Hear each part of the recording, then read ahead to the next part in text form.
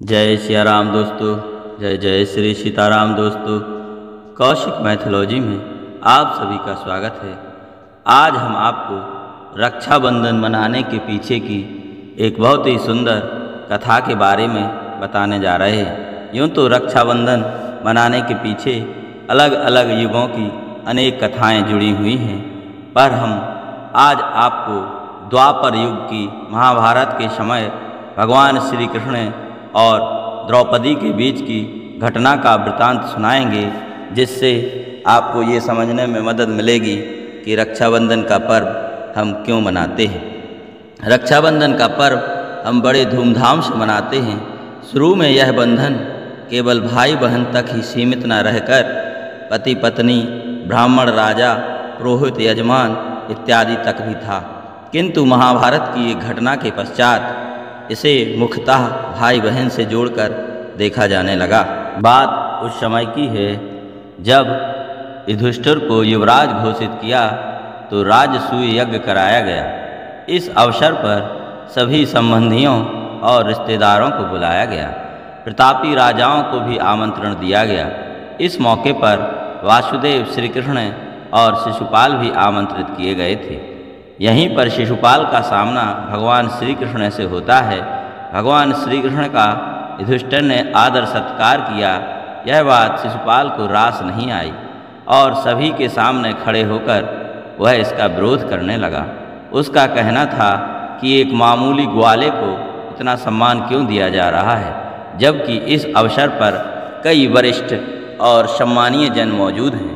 भगवान श्री कृष्ण शांत मन से पूरे आयोजन को देख रहे थे, लेकिन शिशुपाल उन्हें अपमानित करने लगा और उनके लिए अपशब्दों का प्रयोग करने लगा। भगवान अपने वचन से बंधे हुए थे, इस कारण उसकी गलतियों को सहते जा रहे थे। भगवान श्री कृष्ण ने एक बार अपनी बुआ को वचन दिया था कि मैं शिशुपाल के 100 अपराध क्षमा करूँगा।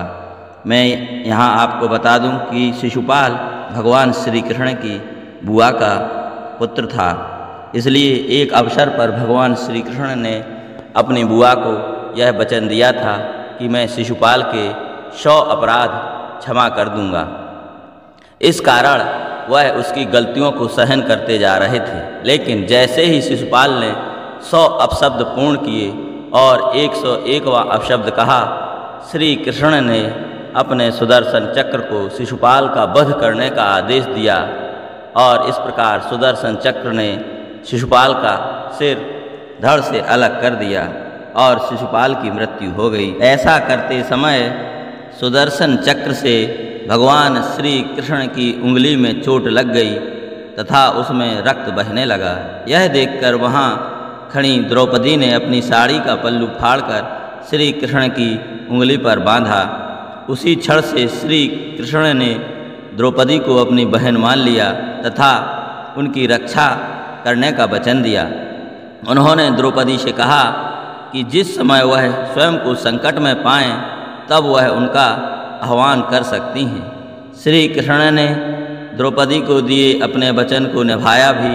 जब धृतराष्ट्र के दरबार में सरेआम द्रौपदी का दुशासन के द्वारा चीरहरण किया जा रहा था तथा उसकी साड़ी उतारने का प्रयास किया जा रहा था, तब द्रौपदी ने अपने भाई भगवान श्री कृष्ण का आह्वान किया, उनको पुकारा।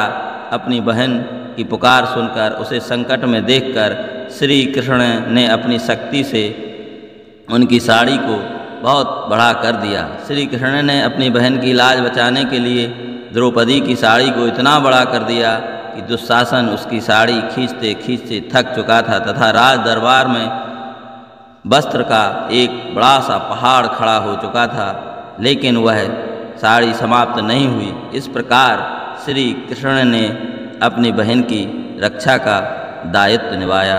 जय जय श्री राम, जय श्री कृष्ण।